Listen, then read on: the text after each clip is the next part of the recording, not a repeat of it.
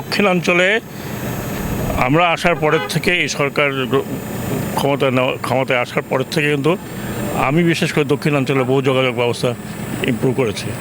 তো ফেরি থাকলে ফেরি দিতে কোনো অসুবিধা নাই। বিভিন্ন জায়গায় যেখানে যাত্রী পারাপারে অসুবিধা হয়, আমরা যেমন মহেশখালীতে দিয়েছি, সন্দ্বীপে দিয়েছি, এখন কুতুবদিয়া চাচ্ছে, হাতিয়া ঘাট, চেয়ারম্যান ঘাট, এটাও আমরা দেখবো যে দোকান দেওয়া যায়। আর কিছু ফেরি আসবে এই বছরের শেষের দিকে, তখন আমরা বিভিন্ন জায়গায় দিতে পারবো। এখন অ্যাকচুয়ালি ফেরির অনেক সংকট আছে। কিছু ফেরি পুরনো হয়ে গেছে, কিছু ফেরি এখনও আরিচিয়া দৌড় দিয়ে চলছে, এখনও ওইদিকে চলছে। আর তারপরে গত ঈদে কোনো সমস্যা হয়েছিল? কোনো সমস্যা হয়নি, এবারও হবে না ইনশাল্লাহ।